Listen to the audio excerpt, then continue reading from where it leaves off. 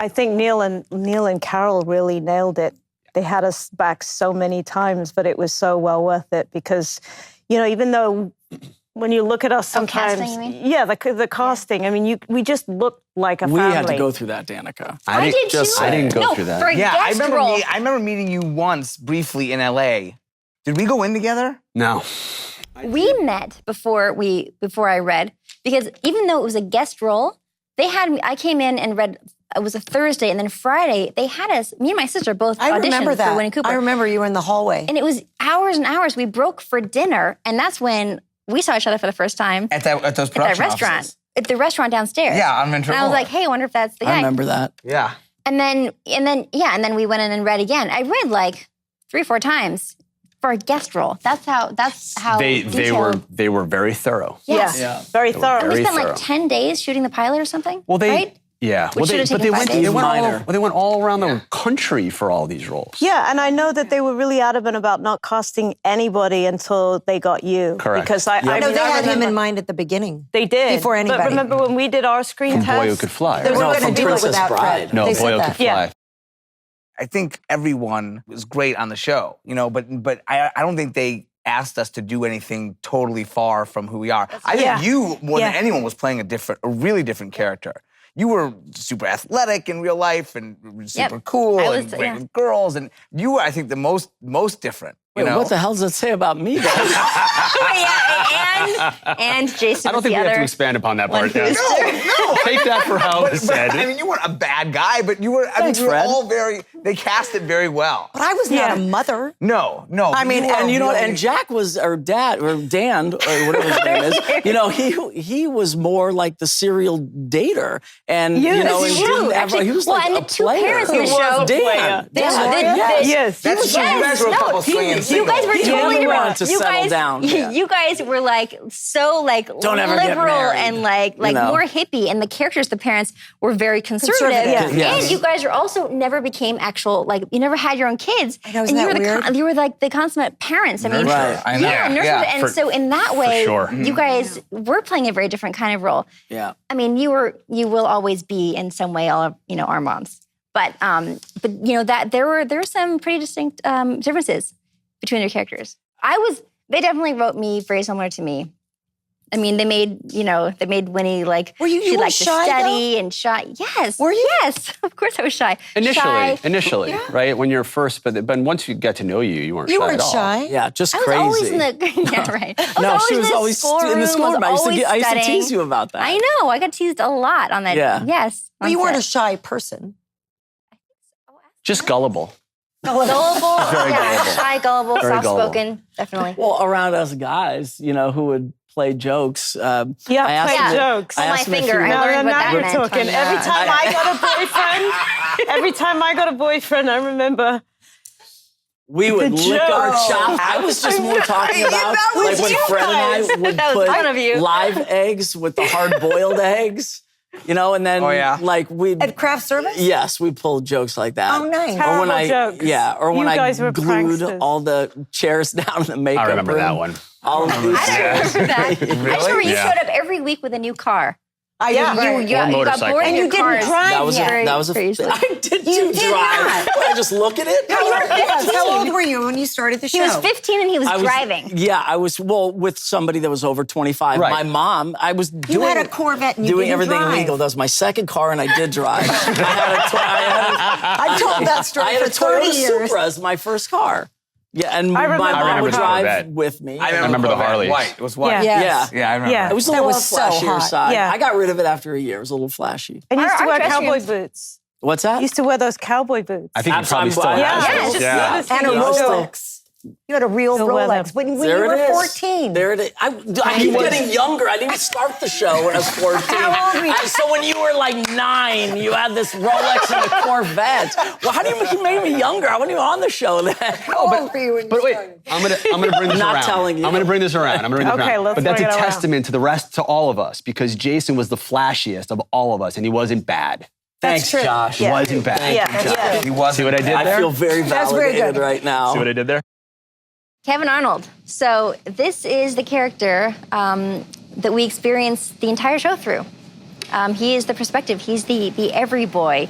and he's was awkward and earnest, adorable, and of course Winnie Cooper always had a thing for him, and always would. I thought that you were an incredible actor, absolutely amazing. Everybody was always so impressed with everything that you did, not just as an emotional actor, but as a technical actor at such a young age. Everyone was always just blown away by how great you handled each scene. You made stuff funny. I mean, I do remember you trying to throw an extra shtick here and there that, Right. that Didn't they're always like, work. no, Yeah. like, look at pratfall right now. That would be great, right? Yeah, no. But we all had this interesting skill we had to develop of being able to hold a moment while narration I was know, going on, yeah. and you with your eyebrows. The look. He Remember could the do the eyebrows? one He could eyebrow do one thing. eyebrow I and then mean- the other one and then down and then down. That was always It's my favorite. amazing. I'm like, look at him doing his eyebrows. Oftentimes that's what I was superhuman. thinking during the narration.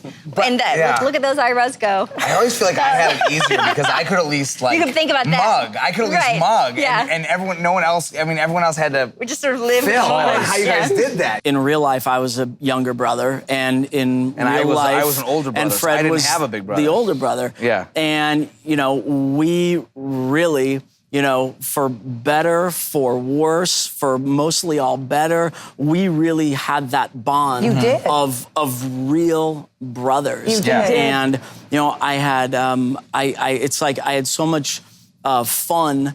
And I cared about you deeply. I'll always care about you. And the fun thing though was that I also had respect for you at the same time because you did have this presence. You would find these magical little nuances, and moments within our scenes. And we did so many episodes together, so many scenes together, and it was so much fun. And you and I could literally be fighting, or joking around, depending on what day it was, and just wrestling around, not fighting seriously, but just doing yours and my thing. And then we would get into those moments and find the reality. And there was such a great natural chemistry again between us because it was the role reversals for us as younger brother, older brother, in real life. I getting to felt do like that way with everybody. Like I feel like all those relationships were very real. Like to me, like you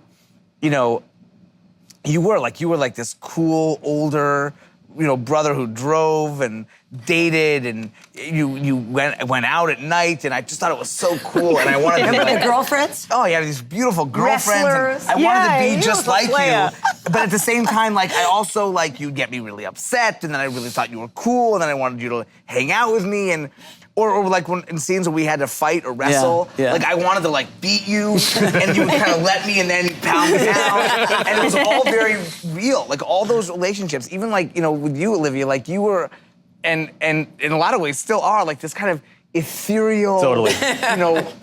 just Floats diaphanous in and out, woman right. who comes in and is so just lovely and amazing, and then you float away and you come in and you come out, Yes. and that's Yes. that's how I saw you, and I still see you. Yes. Olivia, And- you were like 19 when we were 11. You were like the meter stick by You were which like the all goddess. the women in our lives like are the measured. goddess woman. But that's how like Very sweet. my Thank character would relate to you, and it was very real. You know what I mean? And I just really wanted you to like me, Danica, and I would just always try to make that happen. I loved hanging out with you, and I was saying like for those first couple years when we were just out.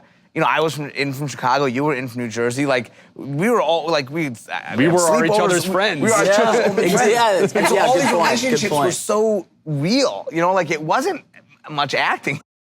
People ask me all the time. Do you still talk to Danica? What? People either want to know what you're up to or want to know. They're so angry that like Kevin and Winnie didn't not- end up together. I get that a lot. And too. I think that, I think Winnie, for me, for everybody, was just the ideal, the ideal. Whatever the ideal woman was to you, whether you were a kid or an adult, like that was you. You were everyone's, and not like fantasy, but it wasn't like that. It was just like everything real that you wanted in a girl or a girlfriend or what you would idealize. You embodied all of it. And I think that everyone wanted to. I don't think it was never like salacious. It was never like, oh, I think everyone wanted you to love them. You know what I mean? It wasn't like, oh, I want to like get with Dan, get with Winnie Cooper, and it wasn't, at least from my point of view, you know. But it was more like, I just want someone like that to love me, and you just brought such a. It was so sweet and not false. Yeah. And Represented everything good. yeah. And you always just laid yourself bare. It was you know, you were talking about Jack, you know what I mean? Yeah. Like Dan. Yeah. Who would just like, you'd never know what it was all underneath. And you were just so open all the time. Yeah. And vulnerable and just the best. I just loved you and what you did, and you were just amazing. And I think, and I always tell people like, when they're, whoa, I can't believe we didn't end up with each other. But like, they couldn't. Like, you couldn't. That's not how the It would have life works. been so disingenuous if they ended up together. Yeah, and that's not how it works. Like, Yeah. everyone has these times in their life, you know what I mean? And And those promises you make and what you think that that's going to be. yeah, and the reason it's so special is that you can't get back there, you know? The innocence lost. Yeah. And Not like Peter Pan. no, it's Not not, like like Peter Peter It is Pan. not. No, but I completely agree with that character. I mean, I think that the character was a perfect sort of bridge of, you know, adolescence, of coming of age, of the relationship between boys and girls as friends and the struggle between boys and girls as boyfriends and girlfriends. And the fact that there's a pre-existing relationship as a friend that then kind of gets mixed into the hormones and the societal sort of boys and girls. And there's familiarity, which is a wonderful feeling, but do you kind of mistake familiarity for romance or for love? Is there platonic love, and does it get mixed with, you know, sexual love? And that is what the character sort of represented. And behind all of that, which is what I think Danica did a beautiful job doing, is behind all of that was the depth of a human, of a real person. So Winnie, through the eyes of Kevin, represented that girl, right, that we were just talking about. But Danica's portrayal of Winnie made Winnie her own character. Thank you. Well, and the other thing that was fun to watch is, yeah, you had the underlying, you know, basis of a family, friendship. And then as you got older and that chemistry, you know, began to kind of, you know, manifest itself, even starting with the first kiss in Harper's Woods, Right. In the pilot. What was interesting is in just like life, and they did such a great job at articulating the chemistry and the pacing, you know, of that relationship was the timing. You know, timing in life. It was like there were times where, you know, You come Kevin together and had wouldn't, thought, and- yeah. you know, that he was into it, you know, but yet, you know, Winnie, you know, was kind of going the other way, and there were No, Winnie times was where confused. You Yeah, know, she exactly, was so confused. but- Like, she couldn't make up her mind. But what was great though is that, you know, you did it though in such a real, genuine way that came from this vulnerable Yeah. place, and it was never arrogant, it was never bitchy, everything that was, like, kind and everything good kind and in the true, world. and absolutely. No, And the it was slow great. motion didn't hurt. Yeah. The sound of the music, the Yeah. slow Motion motion never parrot hurt. Yeah, posture, the- all yeah. that stuff. That was, Sure. you know, when people All would the come to me props. and say, "Oh, you're like so," like, you know what? Thank you, but some of it was the show and the writing and the narration and the music and the slow motion. You know, and all of that. Oh, well, I mean, All of that. we're, You know, none of so. us are here without the writing. That's a Of course given. not. Yeah, I mean, we know course that. not. But no, I mean, there's a couple of memorable scenes I think that you had, and I don't remember which episode it's in, but there's an interaction between the two of you early on, and you said something like, Kevin says something like, well, no, what do you want? And there's a long pause, and it's like, from a boy's perspective, because like we don't know anything, we assume that everyone else knows That's really everything. We know true. that Right, like, yeah, yeah. we assume that the girls know everything, right? And then they control everything. I don't know, that's how I was. Whatever the girl says, yeah, she's right. She's thought about it more than I have. But the reaction was, I don't know. And you turned and ran. Yeah, And it was I like, remember that. whoa, you mean you don't know either? Right. Like that's terrifying that nobody knows, but also sort of comforting that nobody knows. Paul Pfeiffer was a nerd. You were a perfect foil to Kevin. You were a adorable, dorky, and completely opposite from you, Josh. It's amazing to me, actually, just how you were able to capture that with the. I remember in the first few episodes, like your character was allergic to everything, and you would the wheezing. and the Sneezing. I couldn't wheeze. That's what got me the part. I swear to this day, I swear that's where I got the part. Because the script read for wheezing, I couldn't wheeze.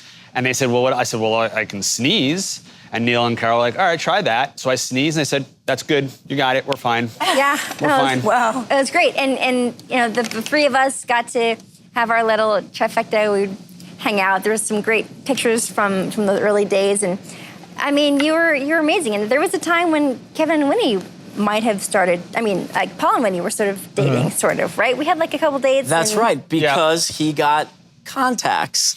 Which was something that I pitched to Bob Rush. Really? Yes. Because it was so great when you finally got to get rid of the glasses, too. I mean, I know that you had been fighting for that. And Friend becomes cool. yeah, exactly. You had to grow in.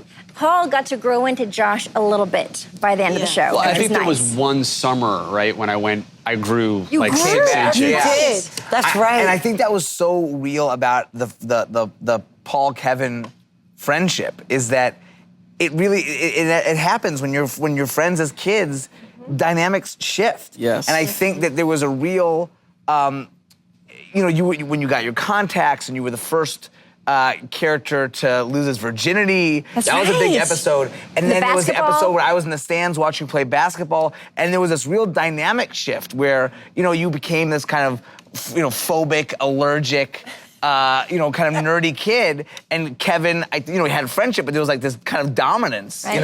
and it really shifted. Challenged the ecosystem As everyone between- got older, it really became, I love the episode where Kevin is in the stands watching you, watching excel. you star, watching you excel in a sport that he always prided himself on Right. beating you at in the backyard. Right. And I think that was really true of friendships. And to Danica's point, they really did. I mean, that was you. You were a varsity high school athlete. yeah. Like you really came into your own. And I loved that shift and how they kind of went with that and how it completely shifted.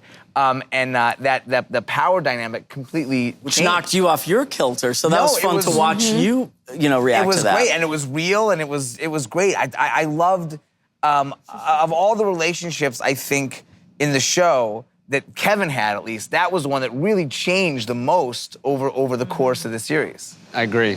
I think that there were a lot of plot points that sort of forced some of that change, but a lot of it happened, I think, naturally. A lot of it happened because of literally physical changes. Yeah, yeah. And I think that the writers figured that at some point they're going to have to address Embrace the it, fact yeah. that I just grew 6 inches, and evolve the character. But I agree. I mean, I really appreciated the evolution of the character. They really did. He really changed over the years. But straight to the very end, I get a lot of people who say to me, when you're watching the show, everybody wants to be Kevin. But when you turn off the TV and you really think about it, they all say, but I really was Paul. Yeah, that's true. Yeah.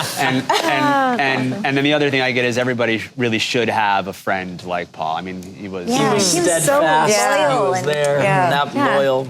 And you had just such a, to me, through both working with you and watching the shows, I mean, I remember the episodes where you would come and share dinner with us around the dinner table and just, your perception of this family, the Arnold family, and, where you felt that you had to keep quiet or pipe up, and where we'd kind of want to bring you into the conversation. And I just think your portrayal of him was just had so much heart and soul, and there was so much that was in your eyes and what was unspoken, not only what it was that you did say when you did have your wonderful lines, but I think, you guys were just you had a tremendous dynamic on screen. It's kind of timeless.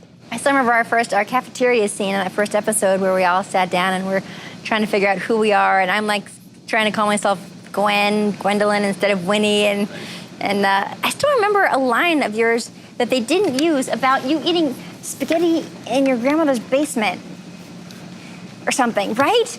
They're like, You remember? You're like, I could do this in my grandma's It's like an basement. encyclopedia. But you Weird, look right? up and you're about to say the line and they cut. But I know when I've watched it, I'm like, he was about to say that line about eating spaghetti in his grandmother's basement. Grandmother's basement. And I don't remember that they line, cut it. but I will trust you. I remember Believe it her. really Just well. believe her. Just go with it. Just go with it. Yeah. There's some things that I remember like yesterday, and that's one of them. There are a lot of lines that were written that I still recall today that pop up in my daily life. I'm like, oh yeah, I used to say that. You know? Yeah. And then it happened. And well, yeah, that's the that's the one that's on the T-shirt. And then it happened. Jack Arnold, the consummate father figure.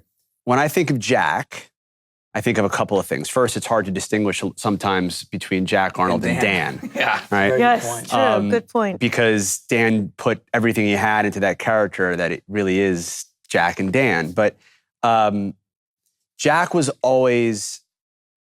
I like the episodes that were Jack-centric because he had his caricatures, right? He had his standard, his go-tos, his, traffic's, work, no. But the real character of Jack really gets fleshed out when you get to see the other side of him, that vulnerability, the tenderness, which you got to see a lot in episodes with Olivia. Because we're so much alike. The pig-headed, sort of dogmatic, very opinionated. Absolutely. Every daughter sort of gets that side of their dad. Some of the character and the relationship between Jack and Karen was a product of the times, of the 60s, and the former war guy versus the hippie and anti-war person. And so that natural tension was really brought out, I think, the best side in Jack.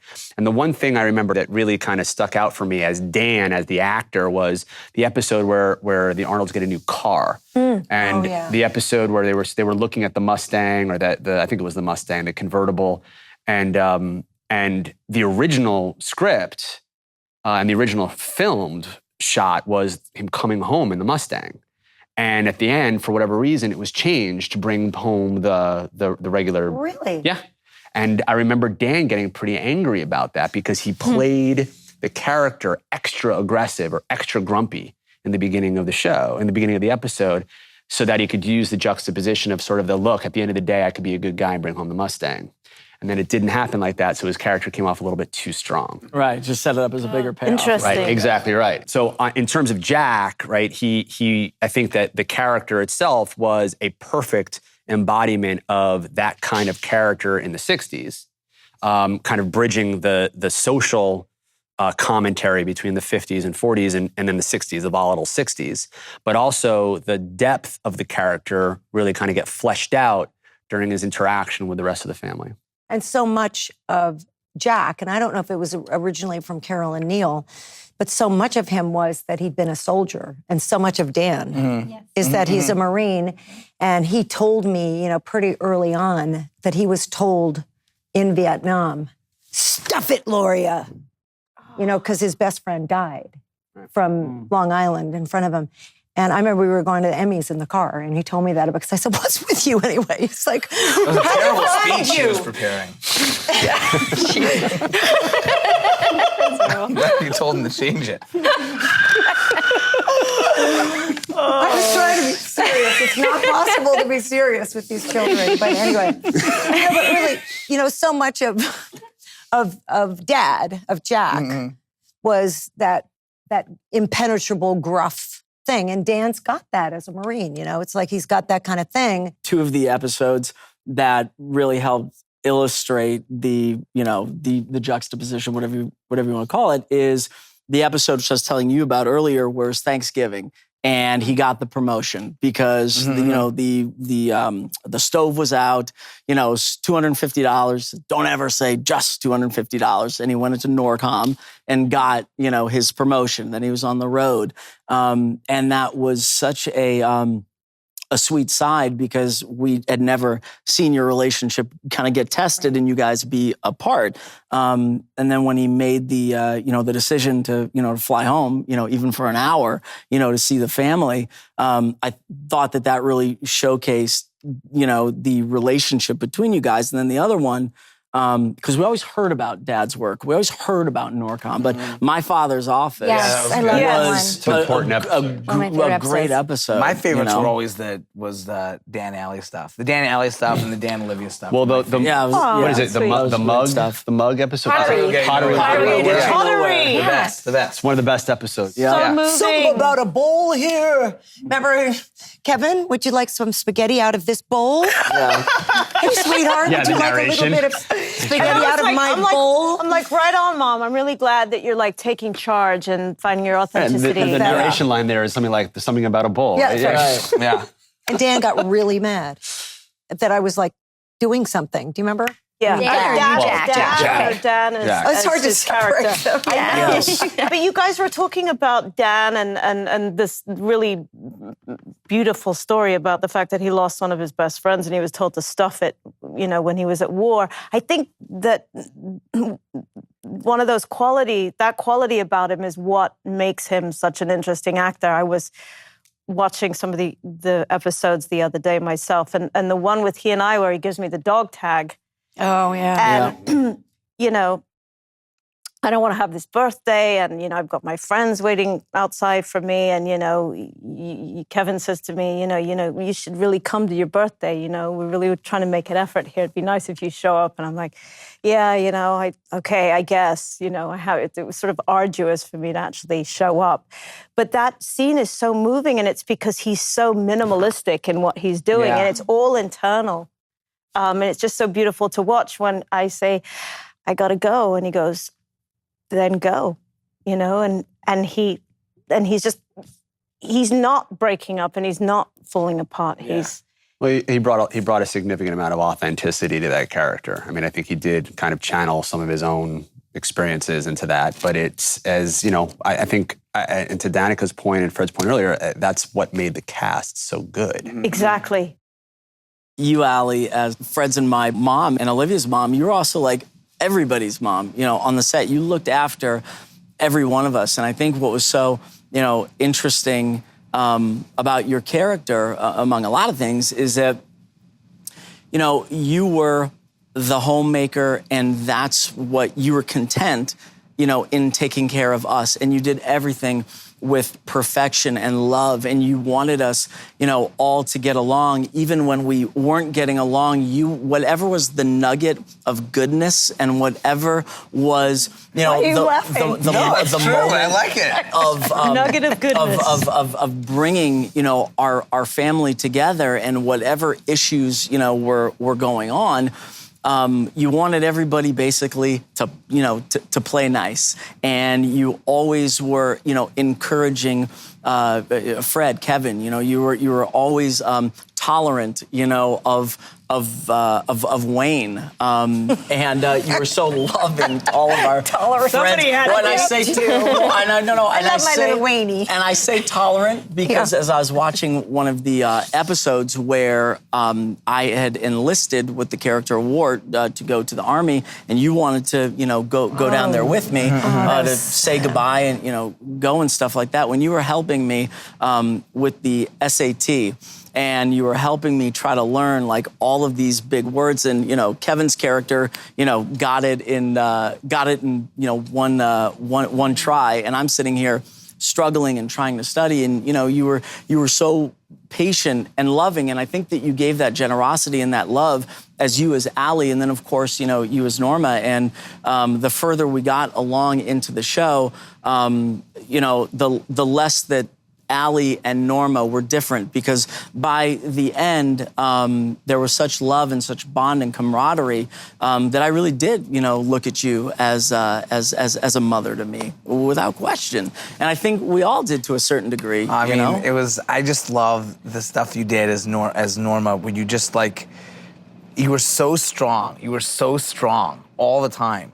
But you would just give these little looks and you just break your heart. It was such a fragility to your strength. Does that make sense at all? You were so, you could just break in a second, but you were always so strong for us, for the family, for the kids, for Jack.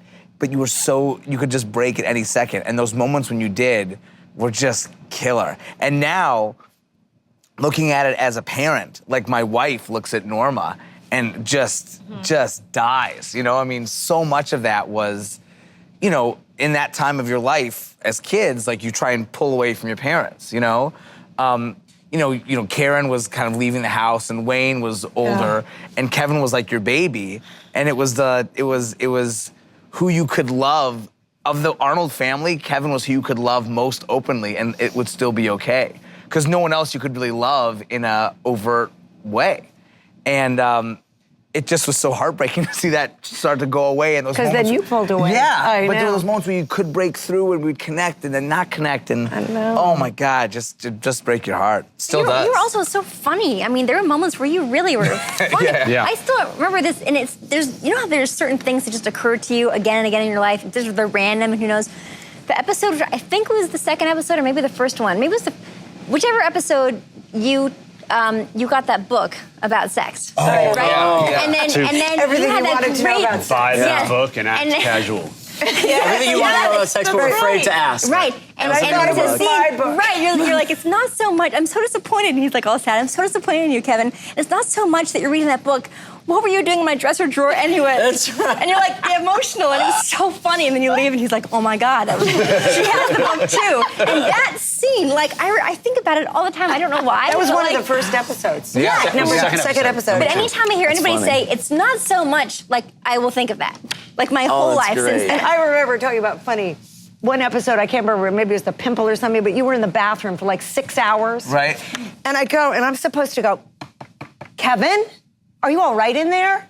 And I turned around, it was Bob Rush at that point, and I said, I'm not gonna do that. I mean, come on, what mother's really gonna knock on the bathroom door and go, honey, are you okay in there? And the whole crew raised their hands and said, my mother did. All the time, yeah. But it was like, I did cornball stuff like that. You know, corny. But so was Yeah, Wayne. we all- But I know, you're that's also what the I'm saying. backbone of the Great. family, though, Yeah. equal to Jack, if not more, because you kept it all going and you allowed Jack to be Jack, which meant that your character, you know, had to be just as strong as his. And in moments Really kind of of crisis stronger. with the family, I was going to say, and stronger.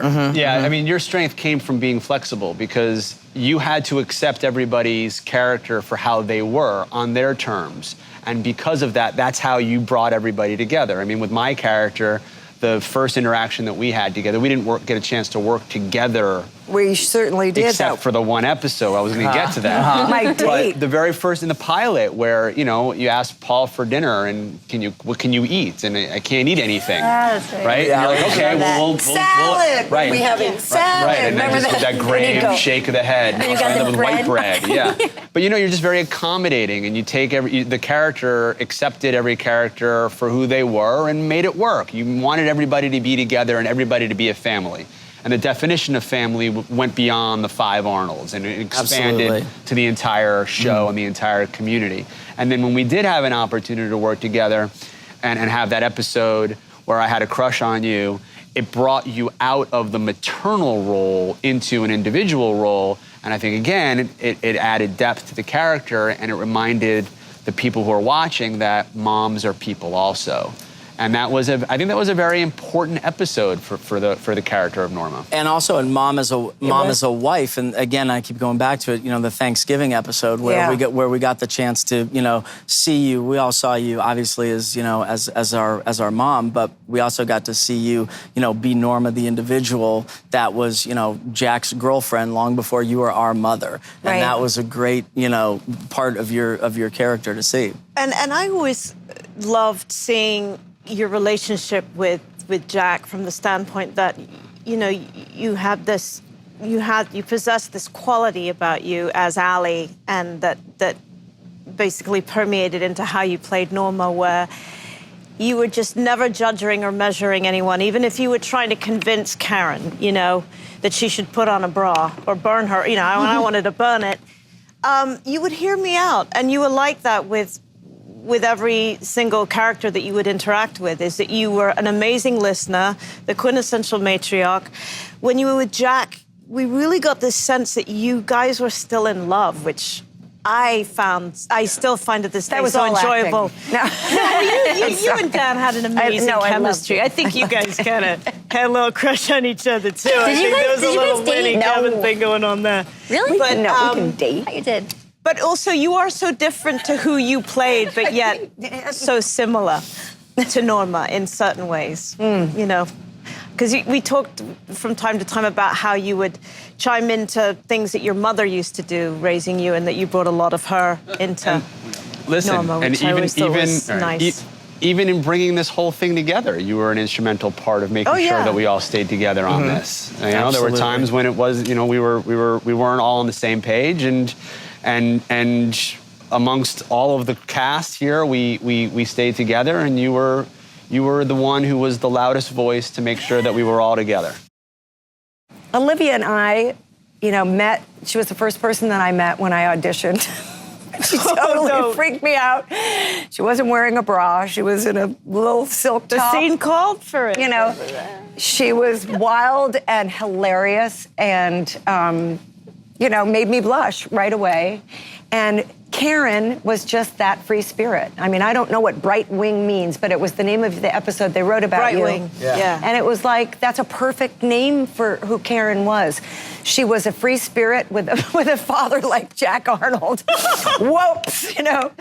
And I, in the 60s, you know, was very, you know, I was a hippie. Yeah. And so we've had these amazing conversations, Olivia and I, about your character and about what it was like to do drugs and, you know, be wild in the 60s. But it was such a wonderfully, it was a freeing, wonderful thing. It wasn't like people take drugs now. It's a horrible thing, you know. I mean, I'm against them, actually.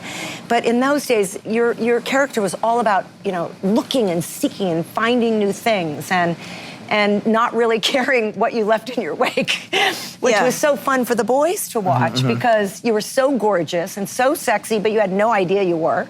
You know, you were in your torn blue jeans and, you know, everything kind of flapping and, you know, your hair and, you know, you were gorgeous. And everybody loved Karen.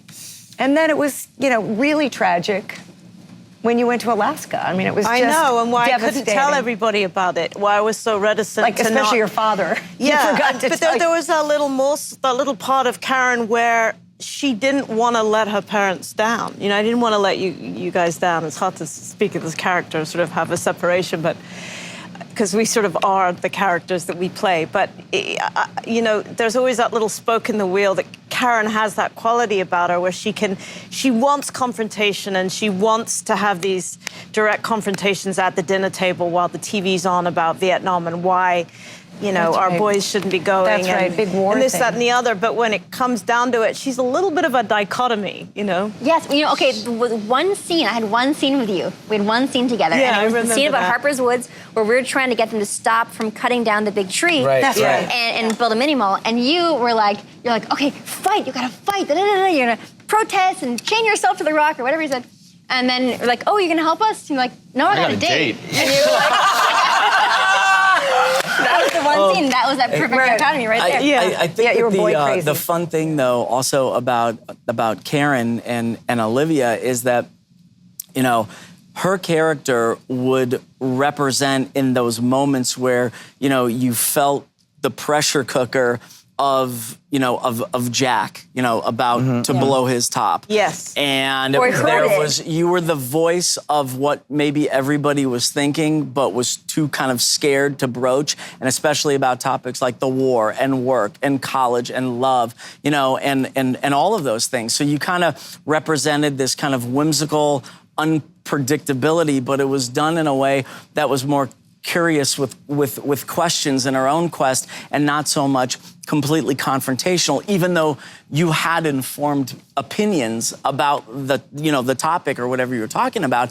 It was just fun to kind of watch you explore in a way where you presented your thought, but it wasn't quite bitchy or confrontational where it turned you off to the character. Now, you, Olivia, are one of my favorite, are one of my favorite people on the show. You're so much fun to hang out with, and all of your characters and all of your voices and all of just you being you whenever, and you were, you know, closer, you know, to my age as far as our, you know, peer group goes. Yeah. And you were so mysterious, and like you would to Fred's point earlier, you would kind of float in and float out. Yeah, totally. You know, it's just so hard to pin you down. Exactly. And that's how the character was. Yeah. But it was this real breath of fresh air. Yeah. And fun. Truly fun. I always saw the character of Karen as the closest thing that you would have to the personification of the time period. Right? Yeah. It was the era, the 60s, everything that was another character of the show, but sometimes it needed a little bit more texture, it needed a little bit more depth. And I think your character really kind of, put the exclamation point on the time period. Grounded it to the period. And it reminded people, oh, right, this really is in the 60s. And, between the free love and the clothing and the hippie marriage And anti-war. You were and anti-war to that. Absolutely, period. you were the personification of the time, which was turbulent and loving and experimental and avant-garde and everything that women weren't before. And yes, being a student or of an actor during that time, I actually learned a lot from that character and how to look to women. And I think that, as Fred and as Jason has already said, you were 19 or 17 when I was 11, and you were like the epitome of the most awesome chick ever. You were, I said tie that before. with a bag of chips. You were the meter stick by which all other women in my life were measured. And, Wow. That's very and, sweet, and it was Josh. awesome. Thank you. Yeah. Thank you. Big Brother Wayne Arnold. I think so many of our real life relationships with each other carried over, And you were my big brother. I had a younger brother and a younger sister, and you were all the great and hard things about having a big brother. I thought you were so cool. You were so you had you had the cool car, you had these really hot girlfriends, and you would go to clubs and tell me stories about going out at night and friends with all these athletes, and I just thought you were the coolest guy. And I just wanted to hang out with you and spend time with you. And I loved when you were in the schoolroom with us. When I wasn't napping. Not too often, though. When you were awake. When you're awake. No, but I just I loved spending the time with you. And then when we would get mad at each other, we would fight, or we'd fight on set, and I really did try and beat you, and you would never let me. And I think there was a pride that you really wanted to pin me down for real. And it all worked. Yeah. It really worked. And I think that you played, I think the later episodes I got to explore so much more about who Wayne was with wanting to go enlist in the Army, and then getting rejected. You had psoriasis. Yeah. Oh, that's And so it was sad. just so heartbreaking. I think at a certain point, Wayne really wanted to try and succeed, for his dad, for himself, for the girls he was dating. And it just kept Falling knocking you short. down. Yeah, the psoariasis, and then the girlfriend, did you propose to her and she didn't accept your proposal and broke up with you, and you loved her kid, and you could never get a leg up. You could never get a break. And one of the most heartbreaking things for me about Wayne is he ultimately succeeds. He does. He succeeds. He takes over the business. He takes on the mantle of the family, and Jack isn't there to see it. I know. And it's the ultimate heartbreak for me for Wayne, because he could never win. And you always played him so earnestly. He just wanted to succeed. He wanted to win. He wanted the job, the girl, the car, whatever it was, and he could never get it. And then when he finally does, the one guy he wants to impress isn't there to enjoy it. And he just, it's devastating.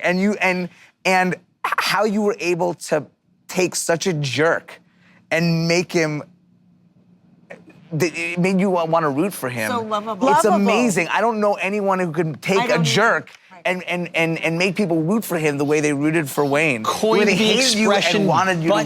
butthead. It's I know. amazing. Butthead is his. I He know. owns Right. that term. Yeah, we still call him But Scrub. Which I can't believe was on national I don't know any television. other actor who could succeed in making a character so reviled Thank you. and I know. so beloved. you. I'm telling you. It's amazing. I It's know. amazing.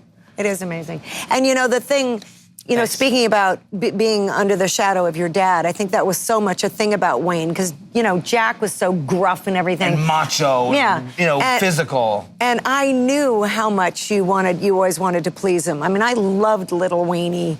And, you know, and I know that Little Wayne. You know, you beat up on him, and I knew the stuff that you did, but I knew the frustration of not pleasing Jack. Yeah. And I knew it was so mean of Jack, even though, you know, he couldn't help it either because he was a vet. And he was holding all that stuff inside, and I was standing there, you know, in the middle.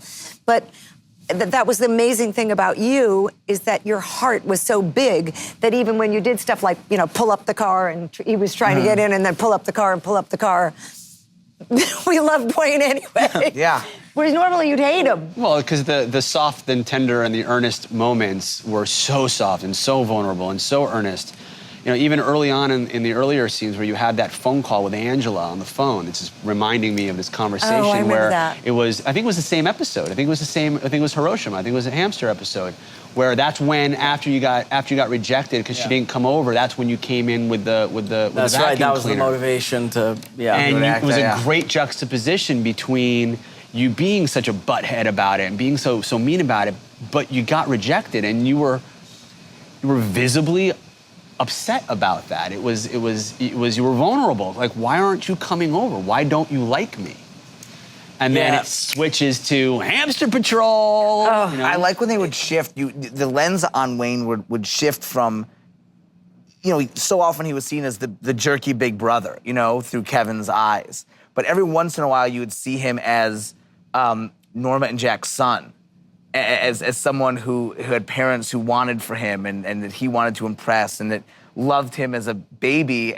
And I just think it was such a perspective shift, seeing Wayne as a brother versus a son. And I think they played with that a lot in the episode. I did too. It was, you know, first of all, thank you guys very much for saying all that stuff. And, you know, Fred, you know, you were and you still are and will always be, you know, the closest thing that I've ever had to a little brother.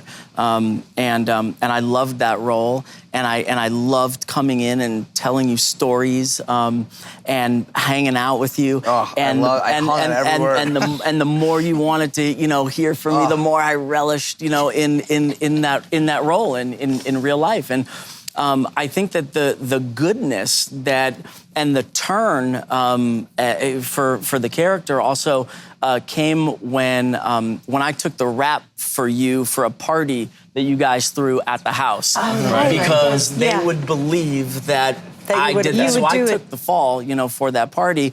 And in exchange, you know, you waxed the car, which, you know, became kind of my epicenter of, you know, pride and joy. And that began the journey, you know, for Wayne, where he wanted to do better. He wanted to do, that's kind of a big pivot point in the character, where he wanted to, you know, achieve. And even though we still had our back and forth, you know, relationship, there were more moments than less moments, you know, of goodness. I didn't really mess with Mom, and I was so desperate to try to get my life on track as I was coming out of school, and I just didn't know how to get there. I knew that it was over there, and I knew that I wanted, you know, the girl, and I was trying to show everybody I was being so responsible, but I just didn't know how to get there on my own. And honestly, you know, in the end, yeah, the one person that he really wanted, you know, to see him successful, you know, was his dad, because that was the measuring stick. I still really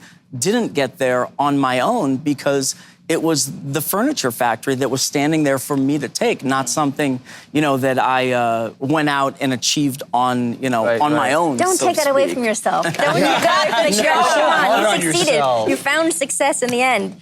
I just want to say, in terms of you, Jason, and of course, then that permeates into Wayne, and I think we all we all start with who the person is playing the character, and then there's so many of those qualities that they then choose. They're your essence, and then they go into the character. But you were the first person that I met on my very first audition. You were there auditioning for Wayne, and I remember you had the white cowboy boots on, you had the jeans. You know, you had I think a white leather jacket on. I've never owned a white leather jacket. Stop right there. It was the Okay, 80s. I'll stop. It was the No, 80s. okay, but definitely the cowboy boots. But you exuded the were always, aura of you were somebody always wearing really white great leather jacket, yeah. at giving advice. You're like, is this your first audition? I was like, yeah. You're like, you're reading for Karen. I'm like, yeah, you're probably gonna get it. It's like you were psychic. Karen. You were, yeah, I know. You were Wayne. But I mean, you just had this wisdom about you at such a young age, and your choices were always fundamentally bang on. I was always amazed at just the adult choices that you made as such a young actor. You never wasted a moment on screen. And for me, you were the one that I had the most fun watching because I couldn't not crack up. I know, I you're had to so literally, funny. I wanted You to were pee my so pants. funny. You were so funny. But underneath that, you had this wonderful quality that adolescents have where it kind of comes out funny, but what's really underneath is a little bit of tragedy too. You know, there was something kind of melancholic that you brought to Wayne that we got to see little glimmers of from time to time. And so I think it's a tribute to your deep soul, and you're a fine actor. And I hope, like you, Fred, that I implore you both to continue taking a crack at acting because you're both so great. We should do a review. You too. A review. Did your Thank real you. grandfathers play you guys growing up? Hitting Yes. remember that? So Addie you and could do it Sam. now. In that same and then episode. when In the you same get older. episode. Same episode. Yep. And, yeah. That was so funny. And I watched that last night, and that's what I Really? thought I did with my kids and my children, because my son is named after Sam, you know, my grandpa, and he said he goes, that's Grandpa Sam. He said that was Fred's grandpa. I said Addie, and so yeah, so I gotta they show knew. my kids Is that. Addie That's- alive? No. Oh, you've got to show your kids. Oh my gosh. You'll always have That was that. really like a cool Amazing. moment. A really cool So moment. cool. Oh my God, yes, completely. Oh yeah, real magical.